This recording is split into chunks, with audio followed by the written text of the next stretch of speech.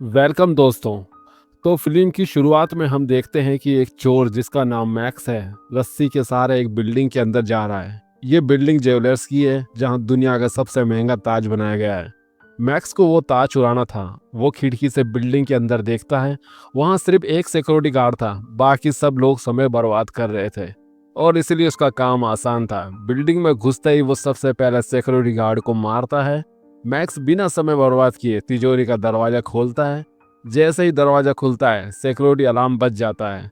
इससे बाकी guard alert हो जाते हैं। वो जल्दी से तिजोरी के पास जाते हैं और तिजोरी का दरवाजा खोलकर अंदर चेक करने की कोशिश करते हैं। लेकिन तिजोरी का दरवाजा नहीं खुल रहा है क्योंकि मैक्स ने उसे अंदर से सील कर रखा है। वो दरवाजा तोड़ने के लिए बम का इस्तेमाल करने का फैसला करते हैं और जब तक वो तिजोरी खोलने में कामयाब होते हैं मैक्स अपना काम कर चुका होता है। वो पहले ही अपने पैराग्लाइडर पर उड़कर यहाँ से भाग चुका होता है। वो थोड़ी देर में अपने पैराग्लाइडर को एक कार पर उतारता है। कार को उसकी पार्टनर ईवा चला रही थी और वो दोनों उस कीमती ताज को लेकर यहाँ से भाग जाते हैं।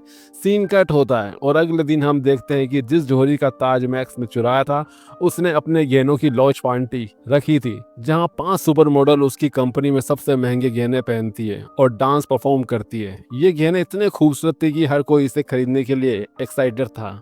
इस पार्टी में सिक्योरिटी भी बहुत कड़ी रखी गई थी क्योंकि मैक्स ने पहले ही एक कीमती ताज चुरा लिया था। उन्हें डर था कि यहाँ भी ऐसा कुछ ना हो।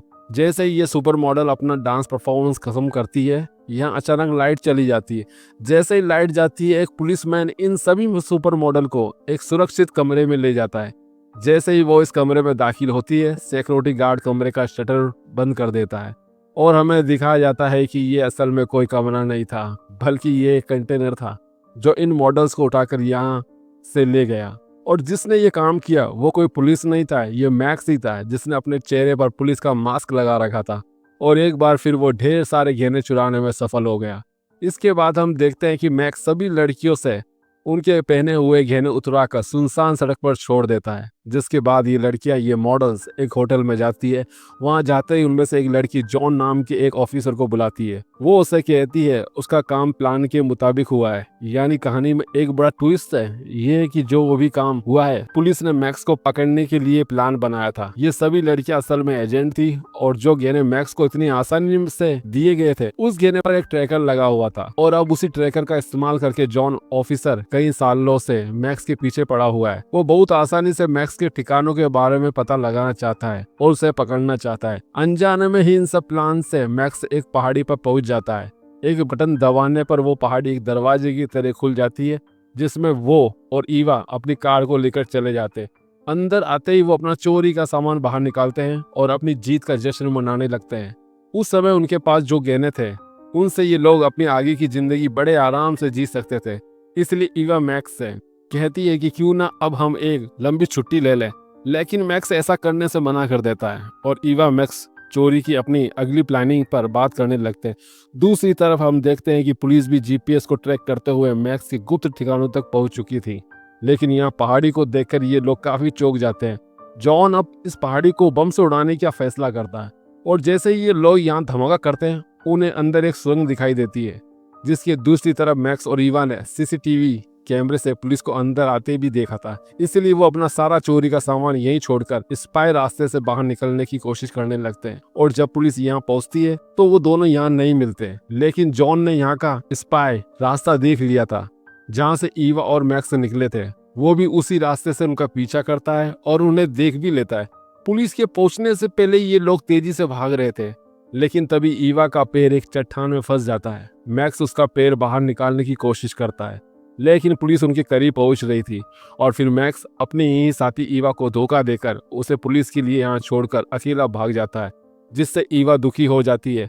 पुलिस ने भी देखा था कि मैक्स ने ईवा को कैसे धोखा दिया है।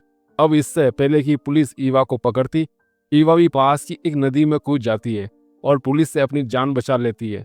मैक्स और ईवा दोनों ही पुलिस से बच निकलते हैं। इस वजह से जॉन बहुत दुखी होता है क्योंकि वो बहुत मेहनत के बाद मैक्स के इतने करीब आया था और फिर भी वो उसके हाथ से निकल गया। खैर अब उन्हें मैक्स की चोरी हुई महंगी चीजें मिल जाती है, लाखों के गहने, लाखों की पेंटिंग, कार, पता नहीं क्या क्या पुलिस के हाथ अब ये सारी चीजें लग चुकी थी। इस समय जॉन को एक शहर में बनी एक बिल्डिंग का नक्शा मिल गया। उसने सोचा कि मैक्स का कोई गुप्त ठिकाना होगा।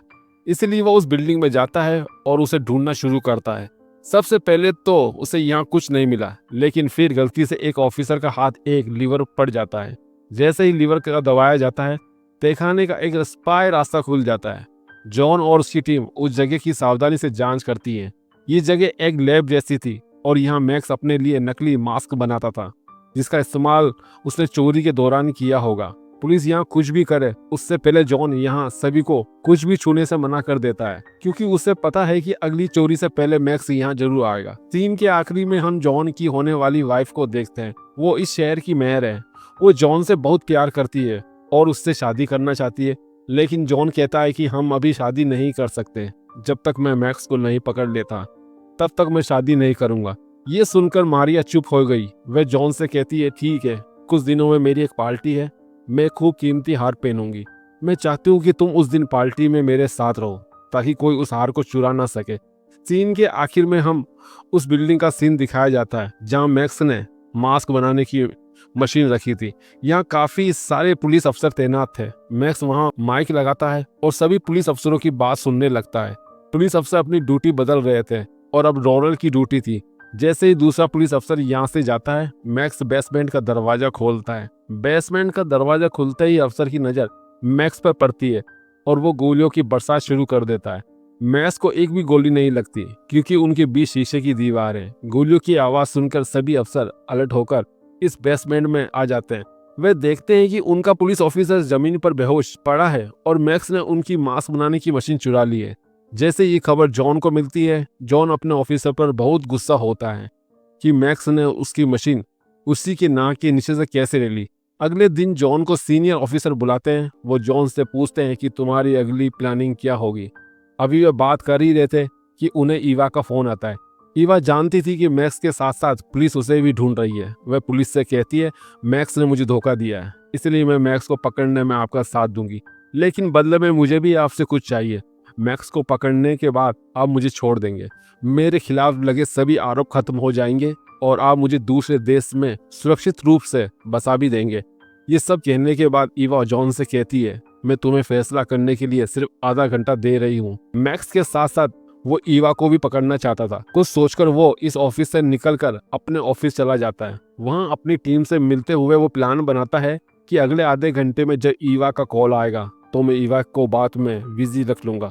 तुम लोग ईवा की लोकेशन ट्रैक करो और उसे गिरफ्तार करो। जॉन की प्लानिंग बिल्कुल सही चल रही थी। जैसे ही ईवा ने उसे कॉल किया, उसने ईवा के फोन को ट्रैक कर लगा दिया और पुलिस उसकी लोकेशन ट्रैक करके उस तक पहुंच गई। लेकिन ईवा ने किसी सीक्रेट एड्रेस से कॉल नहीं किया था, बल्कि उसने एक नॉर्मल फोन बूथ से कॉल किया था। अब जैसे ही ये लोग ईवा को पकड़ने के लिए फोन बूथ पर जाते हैं तो देखते हैं कि वहाँ कोई नहीं है, क्योंकि ईवा फोन बूथ के ठीक नीचे बनी सुरंग से भाग चुकी थी। और इस तरह जॉन की प्लानिंग फिर से फेल हो गई। इधर पुलिस स्टेशन में पुलिस ने चोरी हुई ज्वेलरी को जैसे ही उठाया था, एक ऑफिसर ने देखा उसमें से एक ब्रेसलेट गायब है। वही ब्रेसलेट जिसमें ट्रैकर लगा हुआ था। वे जानती थी कि ये ईवा के हाथ में ही होगा और वे तुरंत ये खबर जॉन को देती है, जिसका मतलब था कि ये लोग अभी भी ईवा की लोकेशन का पता लगा सकते हैं और उसे पकड़ सकते हैं। उनका शक बिल्कुल सही था। ईवा ने वह ब्रेसलेट पहना हुआ था, जिसकी मदद से वे लोकेशन ट्रैक करते हुए उस तक पहुंचते हैं। जैसे ही एजेंट रोलर उसके पास पहुंचा, उसने उस पर बंदूक तान दी थी। इससे पहले कि वे ईवा को गोली मार पाता है, ईवा ने उस पर हमला करते हुए उसकी बंदूक छीन ली और उसकी कार में भाग गई। जब तक जॉन लोकेशन पर पहुंचा, ईवा पहले ही जा चुकी थी। उसने रोलर को जमीन पर पड़ा पाया। रोलर बहुत खुश था कि उसे चोरी हुआ ब्रेसलेट वापस मिल गया, लेकिन उसे नहीं पता था कि ये ब्रेसलेट उसे बार बार ईवा के पास ले जा रहा था। यह मूर्खता उसकी नौकरी के लिए खतरा बन जाती है और उसे फील्ड में जाने से मना कर दिया जाता है। यहाँ हम देखते हैं कि जॉन की प्लानिंग फेल हो गई, क्योंकि उसने ऑफिसरों की बात नहीं मानी। इसलिए ऑफिसर उससे बहुत नाराज हैं। वे उसे आखिरी वार्निंग देते हैं कि अगर वह ईवा के साथ काम नहीं करेगा तो उसे नौकरी से निकाल दिया जाएगा। जॉन के पास कोई और चारा नहीं था, इसलिए उसने ईवा से मिलने का फैसला किया। वह अब ईवा को स्पाई मैसेज भेजता है। इसे पढ़ने के बाद ईवा उसे फोन करती है और शाम को वो मिलने का प्लान बनाते हैं। ईवा यहाँ जॉन को बताती है कि मैक्स किसी भी कीमत पर अपना चोरी हुआ माल वापस पाना चाहता है, इसलिए हमें अंडरवर्ल्ड में ये खबर फैलानी होगी कि पुलिस मैक्स का सारा चोरी हुआ माल लेकर सुरक्षित जगह जा रही है। मैक्स इसे लेने जरूर आएगा और फिर हम मैक्स को पकड़ लेंगे। ईवा की प्लानिंग बताती है कि अंडरवर्ल्ड में ये खबर फैलाने के बाद हम एक वैन निकालेंगे जिसमें ढेर सारे सिक्योरिटी ऑफिसर होंगे, लेकिन हम इस वैन में हम असली सोना नहीं रखेंगे। ये वैन सिर्फ मैक्स का ध्यान भटकाने के लिए होगी। उसे लगेगा कि इसमें सोना है, इसलिए वह उसे चुराने जरूर आएगा। हम इस वैन को एक सुरंग से गुजारेंगे और जैसे ही मैक्स सुरंग में पहुंचेगा हम उसे चारों तरफ से घेर लेंगे। वहीं दूसरी तरफ असली सोने को हम खटारा वैन में दूसरी जगह भेज देंगे। जॉन को ये आइडिया काफी पसंद आता है और वो इस आइडिया पर काम करना शुरू कर देता है। अब वो अपने अंडरवर्ल्ड एजेंट की मदद से अंडरवर्ल्ड में ये खबर फैला देता है कि पुलिस का सारा चोरी हुआ सामान दूसरी जगह शिफ्ट होने वाला है। जिसके बाद जॉन अपनी वाइफ के पास जाता है और वो अपनी वाइफ से कहता है कि उसे माफ कर दो, लेकिन मैं तुम्हारे साथ पार्टी में नहीं आ सकता। जहाँ तक नेकलेस की बात है तो वो उसकी सुरक्षा के लिए अपने सबसे काबिल अफसर को भेजेगा। अब आखिरकार वो दिन आ ही गया जब मैक्स जॉन के हाथ लग जाएगा। दूसरी तरफ हम देखते हैं कि खुद को तैयार करने के लिए मारिया ने शहर से एक मेकअप आर्टिस्ट को भी अपने घर बुलाया। इधर पुलिस स्टेशन में सभी पुलिस अफसरों को उनका प्लान समझाया जा रहा था। अब दिक्कत ये थी कि अगर सब मिशन पर चले गए तो वो सोने के माल वाली वैन कौन चलाएगा। जॉन को अपनी पहली गलतियों का पछतावा होगा। देखो, मैं ये काम बहुत जिम्मेदारी से करूंगा। जिसके बाद चोरी का सामान एक छोटी सी वैन में डाल दिया गया। ऑर्डर मिलते ही ये लोग सिक्योरिटी के साथ नकली ट्रक को निकाल लेते हैं, जबकि दूसरी तरफ सामान से भरा ट्रक दूसरी सड़क पर निकाला जा सकता है। प्लान के मुताबिक जब सारी गाड़ियां कमरे से गुजर रही थी तो अचानक कमरे का दरवाजा बंद हो गया। अचानक बगल से एक आदमी निकला। सबको लगा कि ये मैक्स है। सबने गोलियां चलाना शुरू कर दिया, मगर ये तो बस एक मोम का पुतला था। अगले सीन में हम क्वीन दिखाई दी जिसका हार भी चोरी हो गया था। दूसरी तरफ रोलर भी ट्रक को हाईवे से हटाकर जंगल में ले जाता है, जहां उसे कुछ दूरी पर एक लड़की मिलती है। वो दोनों अपने मास्क उतार देते हैं और सबसे बड़ी सच्चाई हमारे सामने ये खुलती है कि यहाँ रोलर से मिलने वाली मेकअप आर्टिस्ट लड़की कोई और नहीं बल्कि ईवा ही है, जिसने क्वीन का हार चुराया था। और ऑफिसर रोलर भी कोई पुलिस नहीं है। फिर सीन फ्लैशबैक में जाता है और पता लगाते हैं कि यह सब मैक्स का प्लान था। उसने उस दिन जानबूझकर ईवा को पीछे छोड़ दिया ताकि पुलिस को लगे कि उसने ईवा को धोखा दिया है, और उसने ईवा की बातों पर यकीन कर लिया। और जिस दिन मैक्स उसकी मास्क मशीन चुराने बेसमेंट में गया था, उस दिन उसने सच में ऑफिसर रोलर को मार दिया था। उसके बाद उसने ऑफिसर रोलर का मास्क बनाया और खुद पहन लिया। तब से लेकर अब तक वो पुलिस के बीच में घूमता रहा और किसी को उस पर शक नहीं हुआ। उसके बाद उसे चोरी का सारा माल वापस मिल गया, और ये जानने के बाद सबसे ज्यादा झटका जॉन को लगा। ना तो उसे मैक्स मिला और ना ही सारा माल, साथ ही उसने अपनी वाइफ के 3 से ज्यादा हार भी खो दिए। इधर मैक्स और ईवा अपनी सारी चोरी की हुई दौलत को लेकर दूसरे देश में शिफ्ट हो गए, जहां उन्होंने एक अच्छी जिंदगी जीने का फैसला किया। और उन दोनों को दिखाते हुए ये फिल्म यहीं खत्म होती है। जय श्री राम।